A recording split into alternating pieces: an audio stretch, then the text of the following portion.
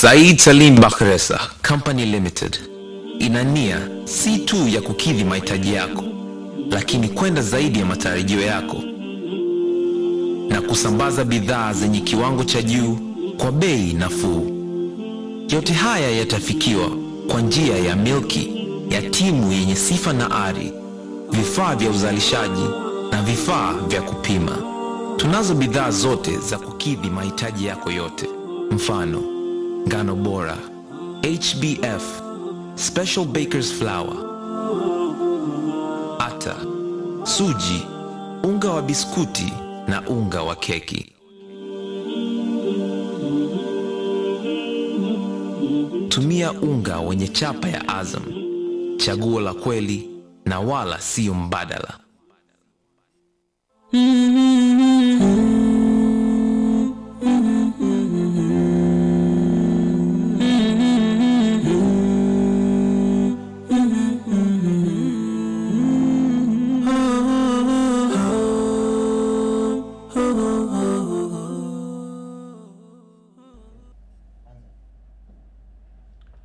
Assalamu alaikum wa rahmatullahi wa barakatuh. Mtazamaji wa Africa TV, karibu sana.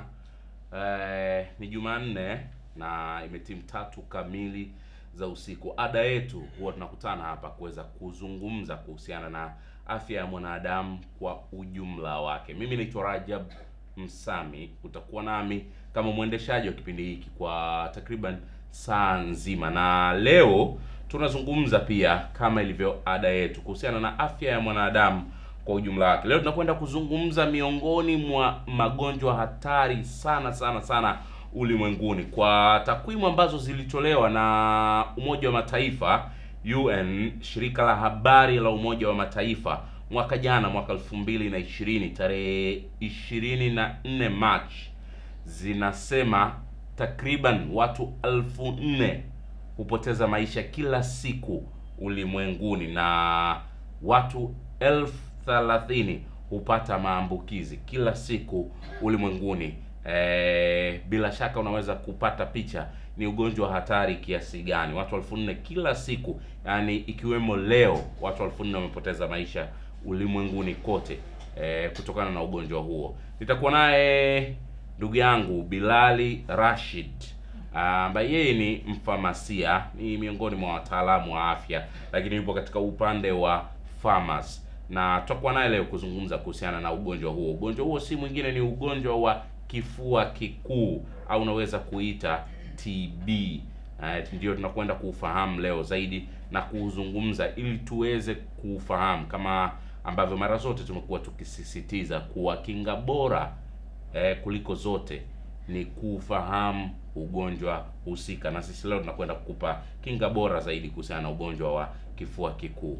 Taratibu wetu ni ule. Baadaye kidogo utapata fursa ya kuweza kushiriki nasi kwa njia ya simu, lakini pia nikukumbusha unaweza kufuatilia matangazo haya mubashara kupitia katika ukurasa wetu wa Facebook ambao unakwenda kwa jina la Africa TV. Wewe unafuatilia matangazo haya mubashara, unaweza pia kutuandikia chochote hapo kwenye upande wa comment, alafu baadaye tutaweza kupita nazo, na kama litakuwa swali tutaliwasilisha pia kwa Dr.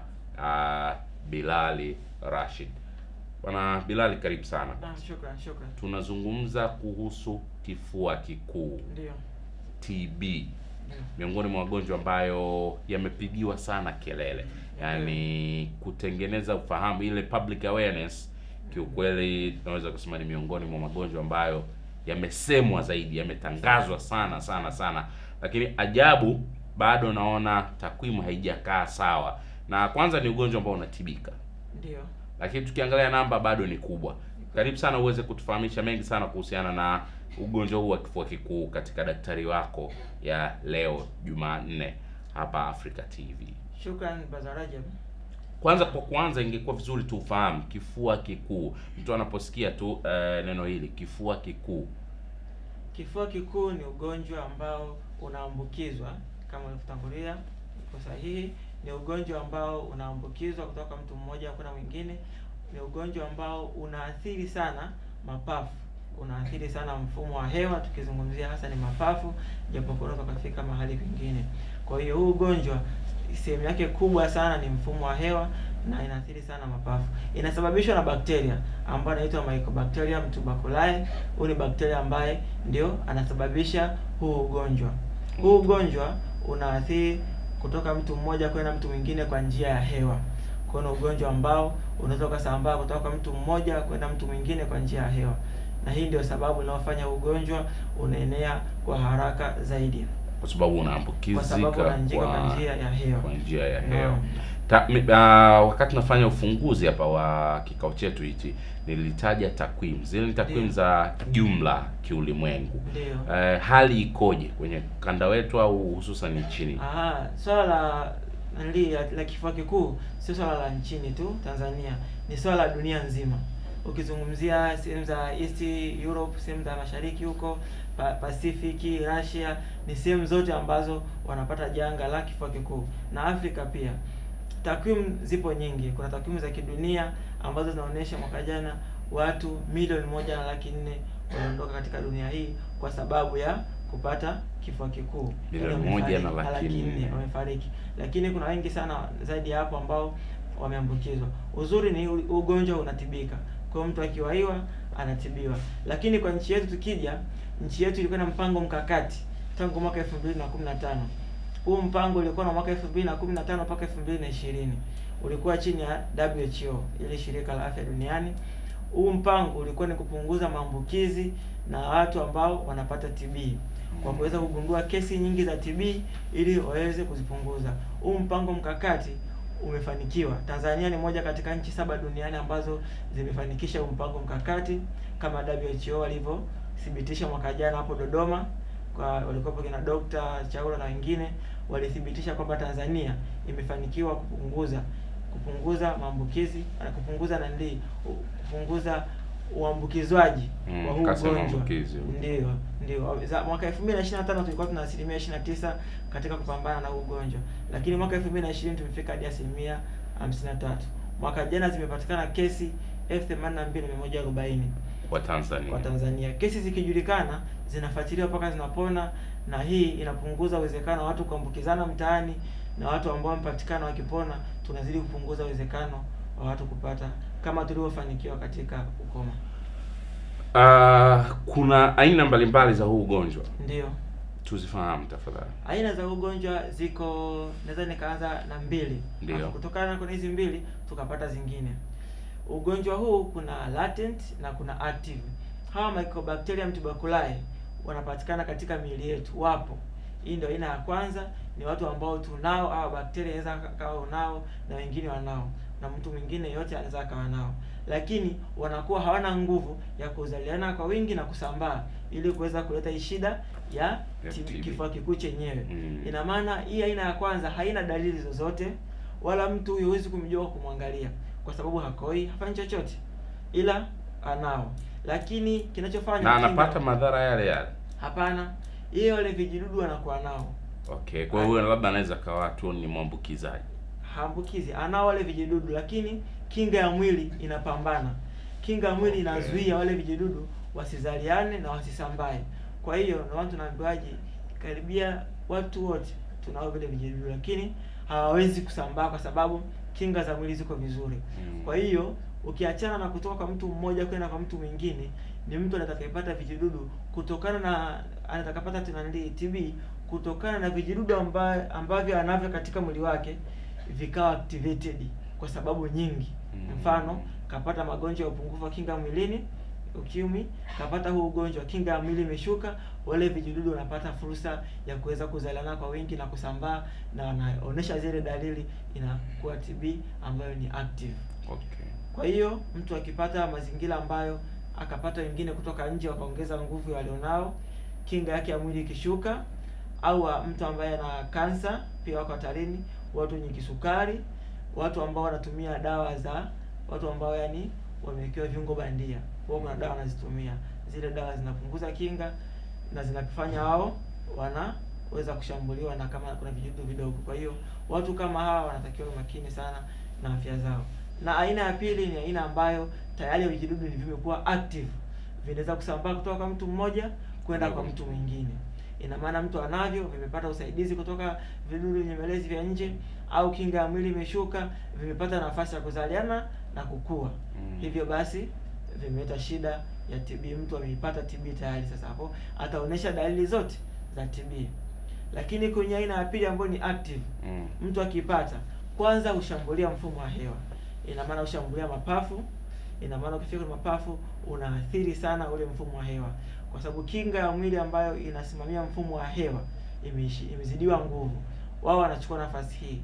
Ikitokea mtu hajawahiwa hapo, amechelewa, hii TB ina tabia ya kusambaa kwenye viungo vingine vya mwili. Itaenda kwenye damu, itafika hadi kwenye mifupa, itafika kwenye uti wa mgongo ni spinal, itafika kwenye brain. Na hizi aina zote ndio zitagawanywa kutokana na eneo ambalo limeathirika. Inaathiri paka figo, inaathiri paka liver na ini, ndio. Kwa hiyo kama atapata nanili ya brain ndio teta meningitis TB, kama atapata ya uti wa mgongo na spinal cord, kama atapata ya mifupa kama ilivyo maarufu hivyo. Kwa hiyo hizi nyingine zinatokana na hii aina ya pili. Hii aina ya kulingana na eneo gani katika mwili limekuwa limeathiriwa zaidi. Manake kwa hiyo ipo ya ubongo, TB ya ubongo. Ipo TB ya uti wa mgongo. Ndio. Mapafu na kuna mifupa. Okay. Hiyo. Na ina maana tunagawanya, nasema kuna pulmonary TB ambayo inaathiri mapafu na extra pulmonary TB ambayo ni nje ya pulmonary, nje ya mapafu, inaathiri hizo sehemu. Ambayo nje ya mapafu ndio sehemu hizo, mifupa, ubongo na hizo sehemu nyingine. Ndio. Tumesema au tumekusikia ukisema mwanzoni kuwa inatoka kwa mtu mmoja, ni ugonjwa unaoambukiza. Kutoka kwa mtu mmoja kwenda kwa mtu mwingine. Tunafahamu haya maradhi yanayoambukiza kwa njia ya hewa yana namna mbalimbali za uambukizaji. Kwenye TB imekaaje? Kwenye TB inaweza ikaambukizwa kutoka mtu mmoja kwenda kwa mtu mwingine kupitia vichembe vidogo vya majimaji au mate ambayo yanatoka mdomoni kwenda kwa mtu mwingine.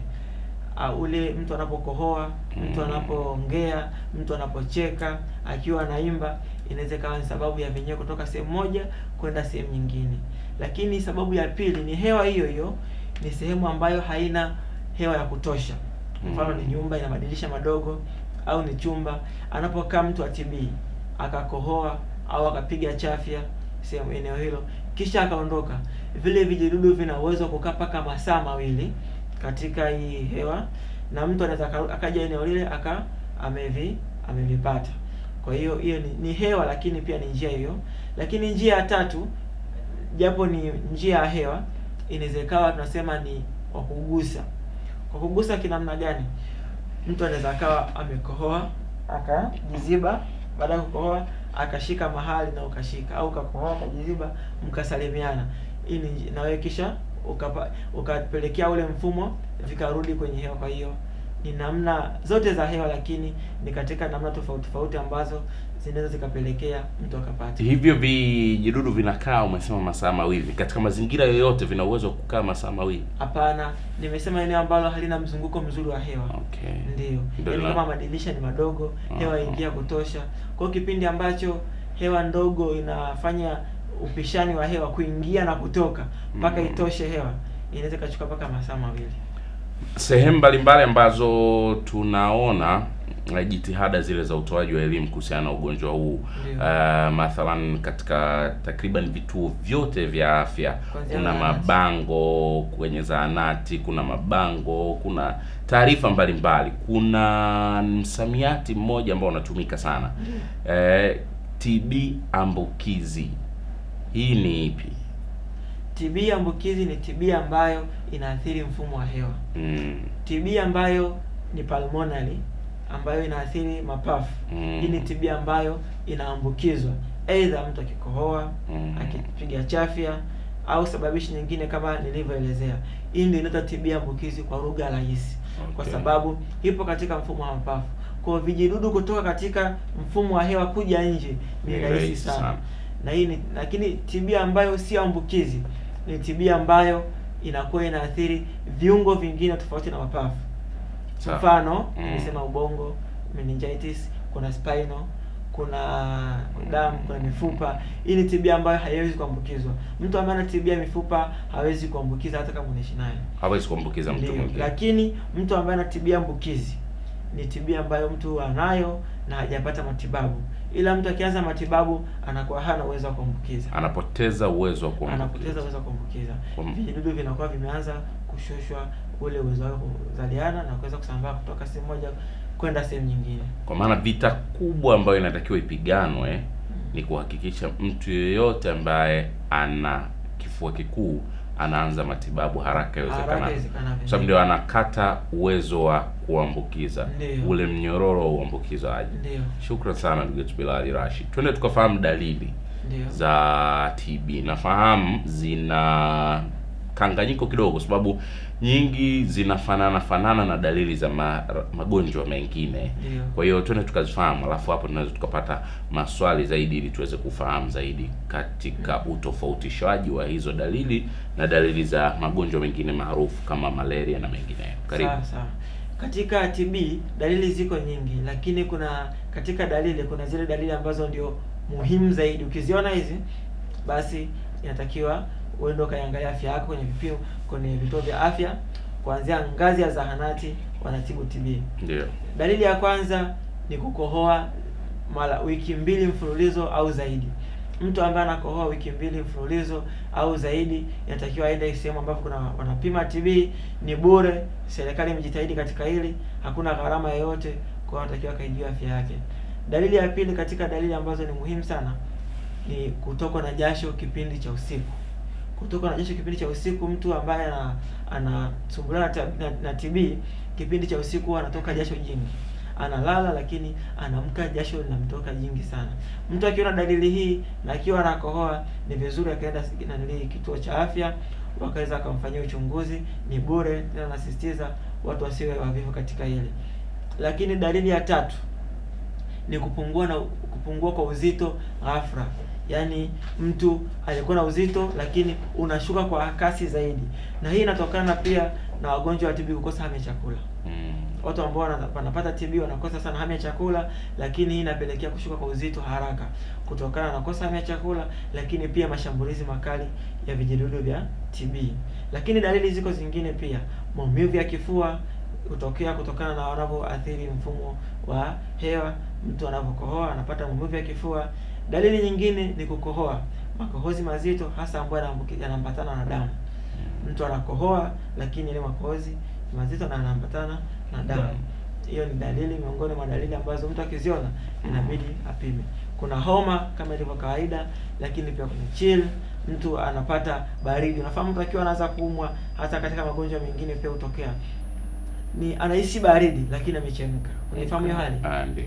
Ukigusa amechemka lakini anahisi baridi. Yeye anakuwa anahisi baridi sana, lakini wewe ukimgusa ndio unaona ana joto kali. Hiyo pia ni dalili ambayo mtu akiona ni muhimu akaijua afya yake. Kwa hiyo watu wanapohisi hizi dalili wasiweze kuzembea, wafike kwenye vituo vya afya waweze kuangalia afya zao juu ya TB. Lakini naongezea, vituo vyote vya TB vinapima pia HIV. Kwa nini? Kwa sababu dalili zote ambazo nimekutajia ndio dalili za stage 2 ya HIV. HIV inapotokea katika dalili zake ina stage ya kwanza, ya pili, ya tatu na kuendelea. Katika stage ya pili hizi dalili za TB pia zinaonekana kwenye HIV. Kwa ndio maana mtu akipimwa TB akuta hana TB lazima apimwe HIV. Kwa mtu asihofie wala asijisikie vibaya, na mtu atakienda kupima HIV ni vizuri pia akapima na TB kama hizi dalili anazo. Mtu anataka kupima HIV akaona hana, akafurahi, akaondoka, ni vizuri akajua tabia yake kwa TB pia, kwa sababu dalili zinaingiliana za HIV na dalili za TB. Za TB ndio. Kwa ni vizuri mtu akaweza kupima, kwa sababu pia na kuna stage ya tatu, stage ya pili mwishoni. TB ni gonjwa nyemelezi la HIV. Kwa hiyo vina uhusiano mkubwa sana. Ni vizuri mtu kama anapima TB, anapima HIV apime na TB. Hata wanapofanya pia wanandoa unakuta wanapima HIV, ni vizuri, lakini pia akipima na TB ni vizuri zaidi. Dalili ambazo umetueleza ni dalili ambazo ziko katika aina zote za TB au aina maalum hii ya mfumo wa hewa? Dalili ambazo nimezieleza ni dalili ambazo zipo katika mfumo wa hewa hasa, lakini pia dalili ambazo zinaenda katika mfumo wa mwingine kama vile brain meningitis, hizo za kwenye spinal cord, mifupa, zipo dalili zake, lakini zinaanzia hapa, kwa sababu hiyo TB mpaka ifike huko imeanzia huko, lakini dalili zake ataangaliwa. Kuna kuchoka sana pia mtu mwenye TB. Kwa atakapo mtu anajulikanaje ana TB, atapimwa kwanza, atachukuliwa, kuna skin na kuna makohozi, anachukua sample, wakimpima wakaona mbona kwenye, au kapima ndio x-ray ya kwenye mapafu, kwa mbona hamna shida na dalili bado tunaziona, kwa wanaendelea kufuatilia paka waione shida. Kwa hiyo ya kwenye uti wa mgongo, ya kwenye brain na yenyewe ina sifa zake baada ya kuonekana hii sio. Kuna kitu kinaitwa TB sugu. Ndio. Hii yenyewe ikoje? TB sugu ni aina ya TB ambayo anaipata mtu baada ya kuwa amepata TB ya kawaida, ametumia dawa. TB ya kawaida inatibiwa katika katika mgawanyiko miwili. Mtu wa TB ya kawaida anatibiwa migawanyiko miwili. Mgawanyiko wa kwanza unakuwa ni miezi miwili, wa pili ni miezi minne. Kwa new case, mtu amepata TB, kuna dawa zake zipo, kuna rifampicin, kuna isoniazid, pyrazinamide, lakini pia kuna ethambutol. Sasa hizi dawa inapotokea mtu amekunywa dawa vizuri katika mfumo wake wa kwanza, phase ya kwanza, ya pili, lakini imeshindikana kutibiwa, kuna namna anarudia. Lakini ikishindikana tunasema TB sugu, na maana ile wale vijidudu wamefanya resistance, wameshindikana kutibiwa na hizi dawa, hizi antibiotic. Na maana sema inaitwa MDR, multi resistance multi drug resistance, kwamba wale vijidudu wameshindikana, wamekuwa sugu kutibiwa na hizi dawa za TB.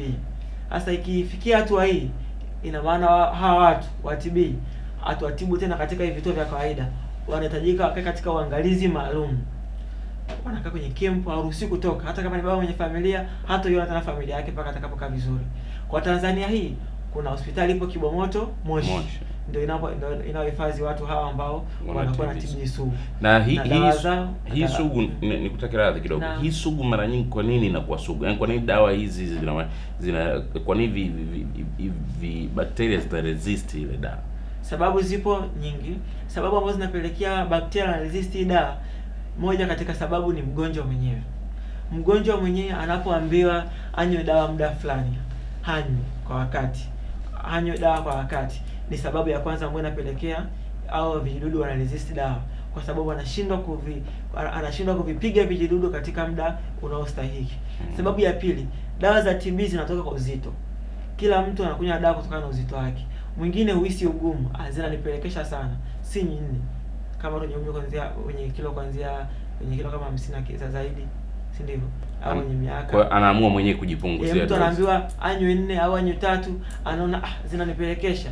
Hali vizuri zinanipelekesha bana, mimi nakunywa 2.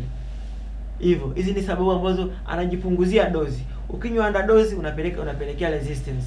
Kwa hiyo resistance inafanya vijidudu ashinde au mtu amekunywa dawa phase ya kwanza miezi miwili, ameanza kukaa vizuri. Phase ya pili miezi 4, amekunywa miezi miwili, afya yake njema kabisa, anaacha. Hamalizi dozi, anajipelekea shida mwenyewe. Serikali imelitambua hili. Moja katika jitihada ambazo imefanya kuhakikisha wagonjwa wa TB wanakunywa dawa kama inavyohitajika, wameanzisha mfumo unaitwa DOT. DOT ni direct observing treatment, yani mgonjwa anakunywa dawa ya kwa daktari anamwangalia. Anaifuata dawa hospitali kila baada ya wiki 2.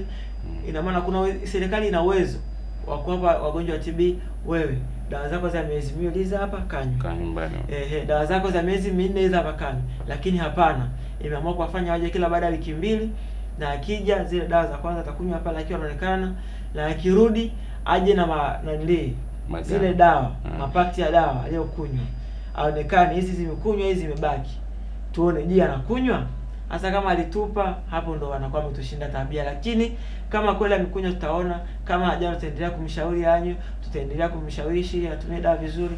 Kwa hiyo sababu ni hizo ambazo zinapelekea resistance. Shukrani sana kwa maelezo haya ya awali kuhusiana na ugonjwa wa kifua kikuu, ndugu yetu Bilal Rashid. Mtazamaji wa Africa TV, hii ni daktari wako, na leo tunazungumza kuhusiana na kifua kikuu. Tunaye ndugu yetu Bilal Rashid akitupitisha katika kutupa elimu juu ya ugonjwa huu hatari wa kifua kikuu. Cha kushukuru ni kwamba ugonjwa huu unatibika na mtu anapona kabisa. Tuna mengi sana bado tunahitaji kuyafahamu kuhusiana na ugonjwa huu, ikiwemo ni visababishi gani, ukiachilia mbali hichi cha kuambukizwa ambavyo vinaweza vikapelekea mtu akapata ugonjwa huu wa TB. Je, vipo sababu ambazo zinatokana na tabia zetu na mazingira yanayotuzunguka? Yote hayo tutakuja kuyafahamu tutakaporejea baada ya mapumziko. Kwa sasa twende tukapata mapumziko mafupi, alafu tutarejea kuweza kuendelea kupata elimu kuhusiana na ugonjwa huu wa kifua kikuu.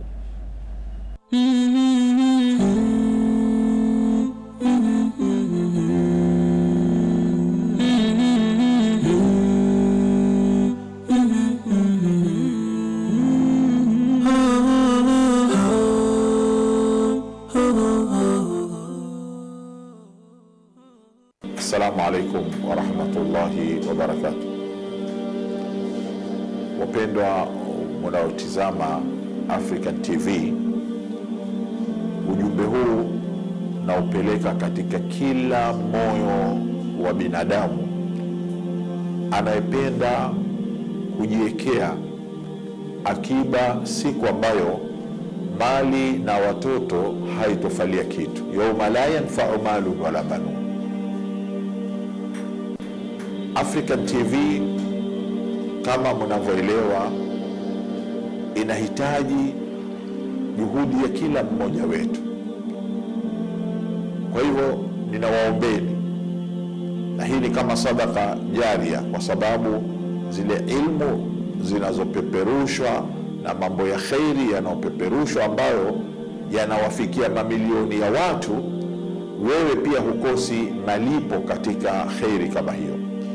Kwa hivyo hiyo mitandao ambayo itajitokeza hapo chini yote, ya Tigo, ya Airtel, ya Zentel, yote ndio mbinu ya kutuma mchango wako kusaidia Africa TV. Fanya hivyo na chukua ujumbe huu uwafikishie wale marafiki zako. Asallahu subhanahu wa ta'ala aweke katika mizani ya mema yako unaoyatenda. Wassalamu alaikum wa rahmatullahi wa barakatuh.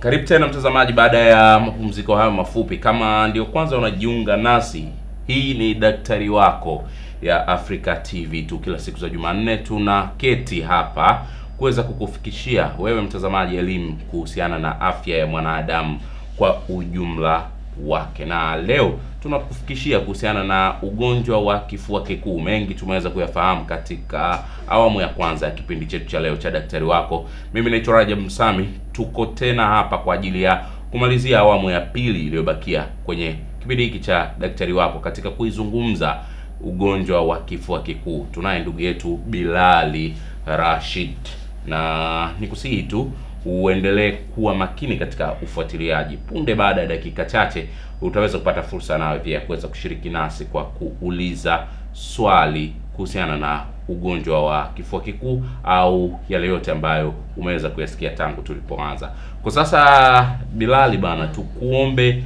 uweze kutupa maelezo kidogo kuhusiana na visababishi vingine. Je, vipo visababishi vingine vinavyoweza kusababisha mtu kuweza kupata maambukizi haya ya ugonjwa huu wa kifua kikuu nje ya njia ya hewa kama ambavyo tumeweza kufahamu? Vipi katika mifumo yetu ya maisha ya kila siku, mazingira yanayotuzunguka, tabia zetu sisi? Vipo visababishi vya namna hii? Ndio. Karibu sana tuweze kufahamu. Naam.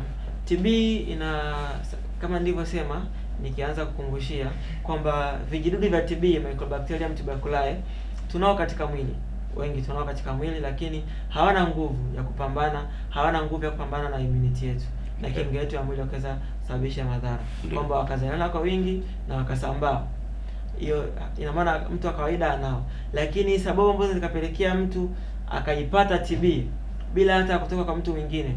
Sababu ya pili ni watu ambao wanavuta sigara, wanavuta bangi, vitu vyote ambavyo vinaingia katika mfumo wa hewa. Uvutaji wa vitu vyote vinavyoingia katika mfumo wa hewa, vitu ambavyo vinaathiri mfumo wa hewa. Okay. Yaani sigara kwa haraka, bangi, labda shisha. Naam. Okay. Hivi vitu vinavyoingia katika mfumo wa hewa, Mwenyezi Mungu amejalia mfumo wa hewa una ulinzi wake.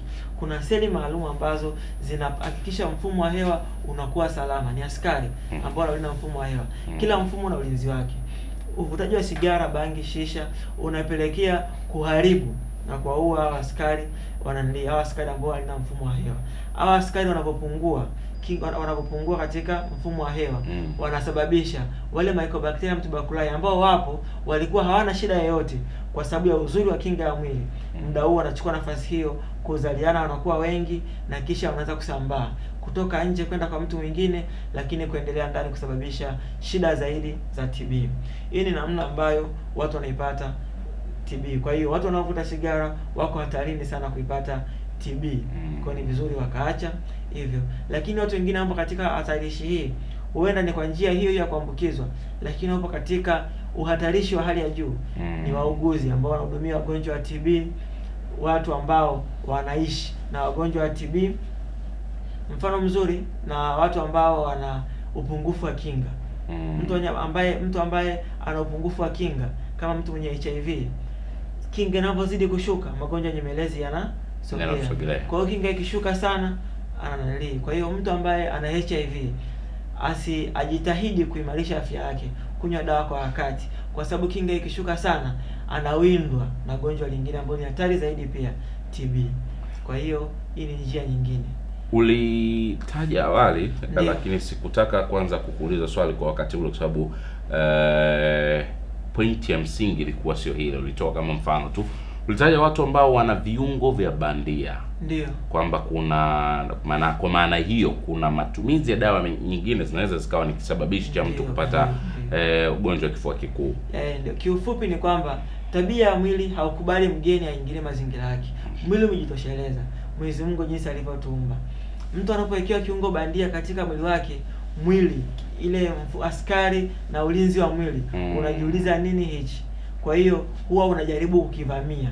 Sasa ili maelewano yawepo kati ya mwili wako na mgeni mpya ambaye anakusaidia, inabidi tupunguze hasira ya askari wako, ambao ndio kinga ya mwili wako. Inabidi tuweke katika kiwango ambacho kitaelewana na huyu mgeni. Sasa kiwango ambacho kitaelewana na huyu mgeni inapunguza kiasi fulani kinga ya mwili. Ikipunguza kinga ya mwili, inafanya maelewano mazuri na hichi kiungo bandia ambacho kipo, lakini inahatarisha mwili na hawa bakteria ambao walikuwa wanaisubiria kinga ishuke wenyewe waweze kurahisi. Na hapa unapozungumzia viungo bandia, kwa faida tu ya mtazamaji, kwa mifano michache, ni kama viungo vipi? Viungo bandia viko vingi, ni kama vile alveol na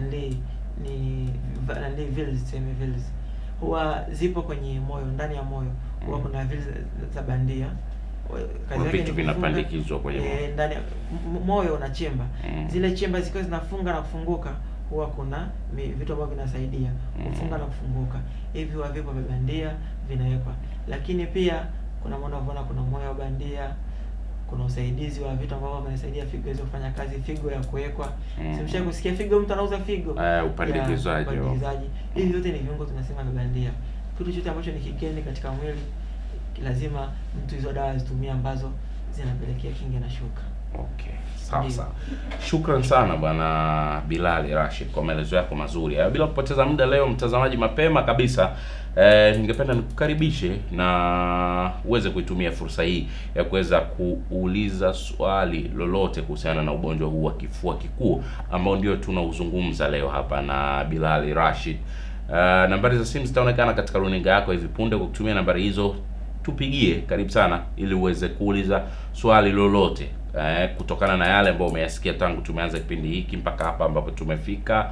Lakini pia kama una lolote wewe mwenyewe siku zote huwa linakukera ama hulifahamu vizuri kuhusiana na ugonjwa wa kifua kikuu, basi wasaa huu ni mzuri kabisa kwako. Karibu uweze kushiriki nasi. Lakini pia unaweza kutuandikia jumbe kupitia katika kurasa zetu za mitandao ya kijamii, Facebook, Instagram na Twitter. Kote huko unaweza kutupata kama Africa TV tu. Kwa wewe ambaye unafuatilia matangazo haya mubashara kupitia katika ukurasa wetu wa Facebook, tuandikie tu kwenye comment hapo kama una swali lolote ambalo unahitaji kufahamu kuhusiana na ugonjwa wa kifua kikuu. Karibu sana, tuandikie nasi tutaliwasilisha kwa ndugu yetu mtaalamu wa afya Bwana Bilali Rashid ili aweze kukupatia ufafanuzi au ushauri. Pia unaweza ukawa ni mhitaji wa ushauri, pia unaweza ukaeleza unataka ushauri katika eneo gani linalohusiana na ugonjwa huu wa kifua kikuu, alafu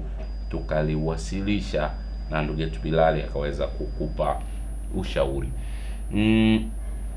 Tumefahamu mengi toka tumeanza kuzungumza. Wakati tunasubiri simu kutoka kwa watazamaji wetu, twende tukafahamu nyinyi ukiachilia mbali dalili zile ambazo mnazisikia lazima kawaida, mna vipimo ambavyo mnajiridhisha navyo. Ndio. Mnapimaje? Ulivitaja juu tu wakati tunazungumza awali, kwa sababu hayakuwa ndio mazungumzo ya msingi. Twende sasa tukafahamu mnapimaje na namna gani mnaweza mkautambua ugonjwa huu wa kifua kikuu. Ugonjwa wa kifua kikuu kuna namna tofauti za vipimo kutokana na ugonjwa mwenyewe, lakini aina hizo unaweza nikazitaja. Kwanza kuna yanapimwa makohozi yale ya asubuhi. Mtu anapoenda hospitali anapimwa makohozi asubuhi kabla hajala chochote. Hii ni moja katika kitu ambacho inakuwa ni asubuhi kabla mtu hajala kitu chochote. Akiamka tu yale makohozi.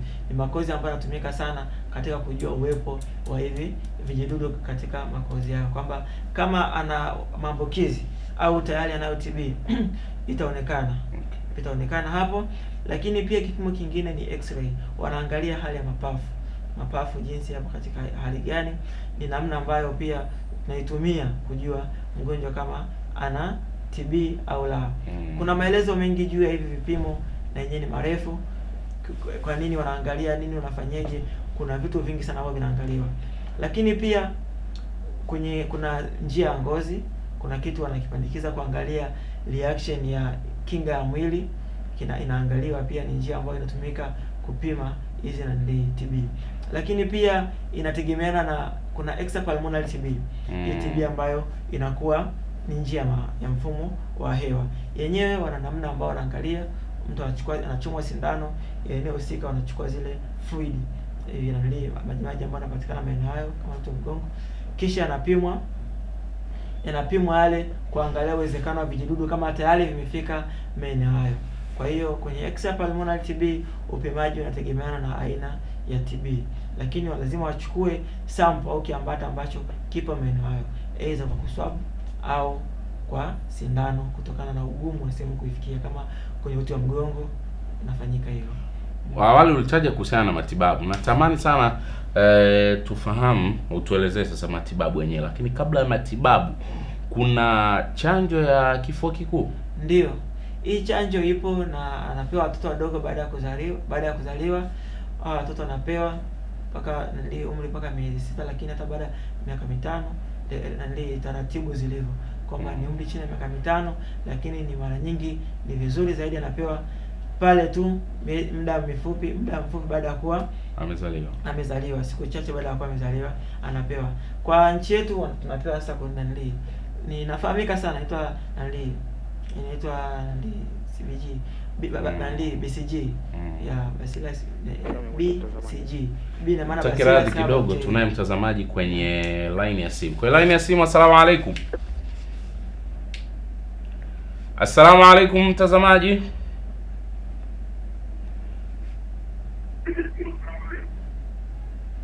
Mtazamaji kwenye line ya simu, assalamu alaykum. Tafadhali punguza sauti ya runinga yako kidogo, alafu ongeza sauti yako ili tuweze kusikilizana vizuri. Naomba upunguze sauti ya runinga yako ili tuweze kusikilizana vizuri.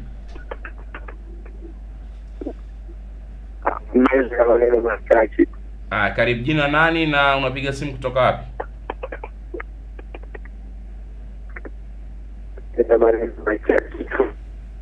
Na kusikia kwa mbali sana, unaweza kuongeza sauti yako alafu nitajie jina lako.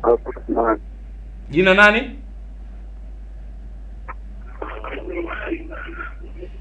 naona kidogo mtazamaji wetu hatuwezi kusikilizana kwa sababu sauti ya runinga yake iko juu, lakini kila nikijaribu kumpa maelekezo hatusikilizana. Nasisitiza tu mtazamaji, unapopiga simu tafadhali punguza sauti ya runinga yako ili tuweze kusikilizana. Sauti ya runinga inapokuwa juu hatutoweza kusikilizana. Itakuwa kidogo umeleta shida kwa watazamaji wanaofuatilia kipindi, halikadhalika watazamaji ambao wanatafuta line ili waweze kuuliza swali. Tuko tunaendelea. Ndio. Na chanjo ipo na inatolewa hasa kwa watu ambao wana umri mdogo, kwa watoto. Ndiyo. Ni kwa sababu watoto kinga yao bado iko chini sana, haiwezi kupambana vizuri na hawa vijidudu, kwa hiyo wanapewa kwa sababu iweze kuwasaidia. Lakini mtu ambaye mtoto ambaye ana umri wa miezi 6 mpaka miaka 5, kabla hajapewa lazima apimwe kwanza, je, anayo TB au la, ili waweze kumsaidia. Chanjo ipo na inasaidia. Kwa hiyo ukomo wa umri ni miaka 5. Ndio. Hakuna namna mtu ambaye ana umri zaidi ya hapo ataweza kupewa hiyo chanjo, si ndio? Ndio, kuna namna walifanya Europe na nini. Tunaye mtazamaji kwenye line ya simu. Assalamu alaikum mtazamaji. Alaykum salaam wa barakatuh. Jina nani na unapiga simu kutoka wapi? Alaykum salaam. Tafadhali punguza sauti ya runinga yako. Hatutoweza kusikilizana kama hutopunguza sauti ya TV. Punguza sauti ya TV yako hivi. Naongea na Mwandu kutoka Nzega Mzibaziba. Bwana Mwandu kutoka Nzega. Halo. Nakusikiliza. Mzibaziba. Bwana Mwandu kutoka Nzega, hatutoweza kuzungumza kama sauti ya TV yako itakuwa juu. Kwa hiyo punguza sauti ya runinga ili tuweze kusikilizana. Kwenye line ya simu Mwandu. Ndugu yetu amepotea huyo. Shida sijui inakuwa nini. Lakini bado fursa ya kuuliza swali lako unayo, ila tafadhali sana hakikisha umepunguza sauti ya runinga unapopiga simu. Au kama kuna watu wanafuatilia kipindi, basi wewe toka nje na waache wao wafuatilie, wewe utoke nje kuzungumza na simu ili uweze kuuliza swali. Ndio. Kwa hiyo tunasisitiza watu, serikali imejitahidi kutoa chanjo hii kwa watoto na inawafikia wengi hata hospitalini, lakini tunasisitiza kwa watu ambao, kuna watu ambao bado, tunashukuru Mungu sasa hivi serikali imefikia aliyakuwa watu wengi wanajifungua hospitalini na watoto wanapewa utaratibu, lakini ikitokea mtu na ndugu yake yuko mbali na mji hakuweza kufikia, amsisitize, ni nzuri sana kumsaidia mtoto kwa ajili ya usalama wake. Sawa. Kwenye line ya simu. Assalamu alaikum. Wa alaikum salaam wa rahmatullahi wa barakatuh. Karibu bana, nani tunazungumza naye na unapiga simu kutoka wapi? Unaongea na Ismaili Abubakari kutoka mkoa wa Kagera, wilaya ya Mleba. Sawa bwana Ismaili Abubakar kutoka Kagera, karibu sana, nasikiliza swali lako. Swali langu nilikuwa naulizia kwamba je, mtu akiwa na kifua, mfano mtu yani utajuaje mtu kwamba ana kifua kikuu kwa muda gani? Kwa sababu akikohoa, yani nijue kwamba ni muda gani ambao hiki unaweza kufahamu kwamba hiki ni kifua kikuu, yani hiki si kifua cha kawaida, ni kifua kikuu. Okay. Sawa bwana Ismail. Ndio swali langu hilo. Haya, nimepata vizuri swali lako bwana Ismail. Endelea kufuatilia kipindi, utapata majibu ya ulichokiuliza. Sawa. Haya. Na mtazamaji wa Africa TV, fursa ya kuendelea kuuliza maswali bado unayo. Kwa hiyo nambari za simu zinaonekana katika runinga yako. Kama una swali lolote kuhusiana na kifua kikuu, karibu sana ili uweze kuuliza. Mtazamaji wetu kutoka Kagera ndio ametufungulia kwa njia ya simu. Swali lake zuri, baadaye kidogo litaweza kupatiwa majibu. Wakati tunaendelea kusubiri simu kutoka kwa watazamaji, twende tufahamu matibabu ya TB. Ulitaja juu tu mwanzoni. Sasa hivi kidogo tupe ufafanuzi. Inatibikaje? Kwenye matibabu ya TB haina shida. Naanza na matibabu ya TB yapo katika namna mbili tofauti. Ndio. Kwanza matibabu ya TB yamegawanyika. Kuna TB ya kawaida na TB sugu kama tulivyoanza mwanzoni. TB ambayo ni ya kawaida inatibiwa katika phase mbili au katika migawanyo miwili tofauti. Unavyosema TB ya kawaida unamaanisha nini? Ni TB ya lungs. Ni TB ambayo mfumo wa hewa ambayo bado mtu ndio amepata kwa mara ya kwanza hivi. Okay. Ameipata na bado haijaathiri sana mifumo mingine. Yaani kwamba bado vijidudu havijaresist dawa. Hii kawaida mtu ambaye amepata wa kwanza kabisa anatibiwa miezi miwili, atatibiwa kwa dawa 4 kama hivyo kwenye vituo. Nikukatisha, tunapokea simu kutoka. Halo, ulikuwa unaongea na Mwandu kutoka Mizibaziba Nzega hapa. Bwana Mwandu kutoka Nzega, umerejea tena. Haya, karibu sana, nasikiliza swali lako bwana. Asante kabisa mheshimiwa. Ni hivi, ina maana mimi nataka niulize, ambao wanaovuta ugolo wenyewe hawezi wakaathirika na kifua kikuu? Haya bwana Mwandu, swali lako tumelipokea. Endelea kufuatilia kipindi, utapata majibu ya ulichokiuliza. Haya, asante. Shukrani sana, wasalimie sana Nzega. Asante. Haya. Naona ndugu yetu Mwandu amehangaika, amerejea na amefuata masharti na ameweza kupata fursa ya kuuliza swali lake. Ulikuwa unaendelea. Ndio, matibabu hapa katika ya kwanza hapa katika namna mbili. Miezi 4 mtu anatibiwa kwa dawa 4 ambazo ndio ni muunganiko wa dawa 4 ambao unapambana na vile vijidudu vya TB. Lakini miezi 4 ina maana ni nimesema miezi 6 ambao ni 2 kwa 4. 2 ni dawa 4, miezi 4 iliyobakia inakuwa ni dawa 2. Nikukatisha daktari, tunapokea simu yetu ya mwisho kwa siku ya leo. Kwenye line ya simu, asalamu alaykum. Wa alaykum salam. Karibu sana. Nani unazungumza naye na unapiga simu kutoka wapi? Unaongea na Ashraf. Bwana Ashraf, unapiga simu kutoka wapi? Nipo Mbagala. Ashraf kutoka Mbagala, karibu, nasikiza swali lako. Asante sana. Ndio. Bwana, mimi kwanza ni mwathirika wa hiyo, nilikuwa naumwa TB. Mpaka sasa hivi au ulikuwa unaumwa sasa hivi umepona? Naam. Nasema ulikuwa unaumwa, kwa sasa umepona, sivyo? Nimepona. Lakini sasa wakati nilikuwa napata matibabu ile hospitali nilikuja nimetoka. Ulikuja? Nikaja nikatoka. Ulilazwa? Hapana. Yaani ulitoka wapi? Sijakuelewa kidogo. Baada ya kumaliza matibabu sawa. Lakini sasa bado kuna dalili nyingine naziona sio mzuri, nataka nimuulize mtaalamu wangu hapo. Bado kuna wakati nahisi kuna vichomi vile kidogo kifuani. Okay, nahisi kuna vichomi. Ni vichomi tu na wakati dalili za kwanza nilianza kusikia hivyo vichomi, lakini baadaye nikaenda nikapata dawa, nikatumia zile dawa, zimenisaidia miezi 6. Nilitumia dozi miezi 6, wanasema wanahesabu siku 28 nadhani. Kila mwezi siku 28. Nimemaliza miezi 6 ile ya dawa. Lakini sasa kuna dalili nyingine nazisikia za vichomi. Sawa, swali lako tumelipata vizuri bwana Ashraf. Endelea kufuatilia kipindi, utapata majibu ya ulichokiuliza. Okay, asante. Haya, shukrani sana. Kwa haraka muda wetu sio rafiki sana. Unaweza kumalizia kuhusiana na matibabu kwa haraka alafu tuangalie maswali waliouliza watazamaji. Kwa haraka inatibiwa katika phase 2. Phase ya kwanza ni miezi 2, phase ya pili ni miezi 4, ambao miezi 4 anakuwa mpunguziwa dawa, anakuwa anatumia dawa 2 ambayo ni isoniazid na rifampicin. Lakini ikitokea imekuwa sugu, anakuwa chini ya uangalizi maalum kama tulivyosema, ni kibomoto. Kuna dawa maalum ambazo anapewa zenye nguvu zaidi ya hizi. Kuna streptomycin, cycloserine, ni dawa ambazo wanazitumia lakini chini ya uangalizi maalum ili asiweze kuleta shida. Lakini la mwisho, kwa watu wote ambao wako sehemu hatarishi, kama mtu ana HIV lakini amonekana yuko mazingira hatarishi, au watoto, mama anaishi na mtu mwenye TB, wanapewa dawa kwa ajili ya kujikinga ambayo ni isoniazid. Hata kama ameshaanza kumeza dawa ile mtu mwenye TB, bado wao wanapewa dawa? Akiwa yani new case imepatikana kwenye familia fulani, alafu kuna watu waliokuwa wanaishi nao, huyu ndo amekutwa nayo.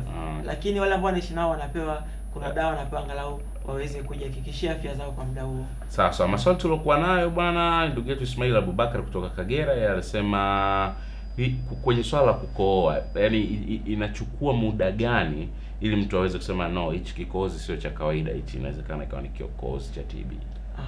Ni wiki 2 na zaidi. Kuna recommend wiki 2, wengine 3, lakini ni kuanzia wiki 2 na kuendelea. Sawa. Ukiona kikohozi cha wiki 2 hakikatiki lakini bado hujisikii vizuri, nenda ukapime TB, ni bure kabisa. Bwana Mwandu kutoka Nzega, Ndio. yeye kwa anasema vipi kwa wanaovuta ugoro, hawako hatarini kupata ugonjwa wa kifua kikuu? Kama ugoro unashambulia pia mfumo wa hewa, sijajua utendaji wake kazi wa mwili. Kama utakuwa unashambulia mfumo wa hewa, basi utakuwa unawachokoza, unawapunguzia nguvu askari wa mfumo wa hewa, na kuwa mtu anakuwa hatarini sana kupata TB. Ila kama hautakuwa unafika katika mfumo wa hewa, utakuwa na shida nyingine, kwa sababu nyingi katika vilevi havijai kumwacha mtu salama katika afya yake. Ashrafu kutoka Mbagala, Dar es Salaam, yeye alisema yeye alipata umtihani kidogo, aliugua lakini akatumia matibabu miezi 6. Anasema lakini baada ya kumaliza matibabu sasa hivi kuna dalili ambazo anazihisi, ambazo ndizo dalili zile alihisi mwanzo. Dalili yenyewe ni anasikia vichomi kifuani. Anasema na hii hali aliisikia mwanzoni. Kwa anasema vipi inawezekana? Ndio, katika wagonjwa wa TB kuna wagonjwa tunaita relapse. Ni wagonjwa ambao wanakunywa dawa miezi 6 wanamaliza lakini hawaponi. Hawa wagonjwa wanatakiwa warejee hospitali, wakirejea hospitali watapimwa tena upya, waangaliwe kama vile vijidudu bado vipo, lakini kama vipo wataanzishiwa dozi ambayo itaenda muda kidogo zaidi ya miezi 6 kuhakikisha afya zao zinakuwa vizuri. Kwa hiyo kila anayekunywa dawa mpaka miezi 6 sio guarantee kwamba atapona, ni kutokana na maisha yake. Je, anakunywa dawa kwa wakati, alizingatia kila kitu, au kuna changamoto yote ilijitokeza? Kwa hiyo kama anahisi hivyo, na mshauri arejee katika kituo ambacho alikuwa anachukua dawa, achukue vipimo upya, ni bure, hawezi kuangalia afya yake. Shukran sana. Muda wetu kidogo sio rafiki, natamani sana tuendelee, lakini napo ishara muda wetu tayari umekwisha. Labda kwa dakika moja tumezungumza kuhusiana na miongoni mwa magonjwa ambayo ni hatari na athari yake imeonekana kwa jamii ulimwenguni, Afrika, lakini halikadhalika hapa nyumbani Tanzania.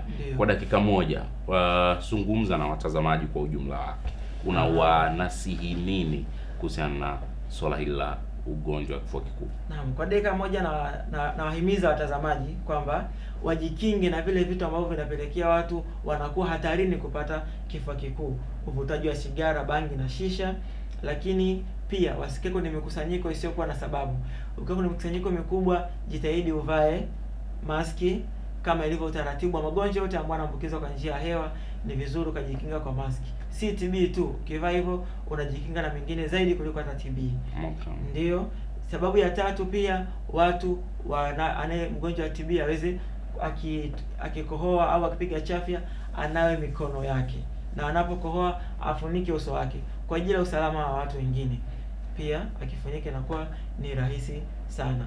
Watu pia tunawasisitiza kunawa mikono kwa kila hatua, kama anaposhika sehemu ambayo yamini, kama tunapanda magari, au kujipaka sanitizer. Hizi sanitizer kwa ajili ya kuua vijidudu ni muhimu sana, kwa sababu hujui ulipopashika kama ni salama au la. Unajikinga na gonjwa la TB, unajikinga na magonjwa mengine zaidi ya hili. Okay, shukran sana ndugu yetu Bilali Rashid. Mtazamaji wa Africa TV, na huo ndio ukomo wa kipindi cha Daktari Wako Jumanne ya leo. Mimi naitwa Rajab Msami, nilikuwa naye Bilali Rashid, yeye ni mtaalamu wa afya. Leo tulikuwa tukizungumza naye kuhusiana na ugonjwa wa kifua kikuu. Shukrani za dhati zikwendee wewe mtazamaji ambaye ulikuwa nasi toka mwanzo mpaka hapa ambapo tunahitimisha. Lakini pia shukrani za dhati ziende kwa wadhamini wetu ambao wamefanikisha matangazo haya kukufikia wewe popote pale ambapo unafuatilia. Bidhaa bora ya Bakhresa, unga wa ngano wa Bakhresa. Lakini pia shukrani za dhati ziende kwa timu nzima ya Daktari Wako ambao imefanikisha pia matangazo haya yaweze kukufikia popote pale ambapo unafuatilia. Abdul Hafidh alikuwa mukhrij leo, lakini tulikuwa naye Shams Muhammad Nyamoga, tulikuwa na Hassan na Swaleh Bale. Na baada ya kusema hayo, mimi nikutakia utazamaji mwema wa mfululizo wa vipindi vinavyoendelea hapa. Punde tu utaungana naye Sheikh Chembea kwenye kabla hujalala. Mimi nikutakie usiku mwema na nasema salamu alaikum wa rahmatullahi wa barakatuh.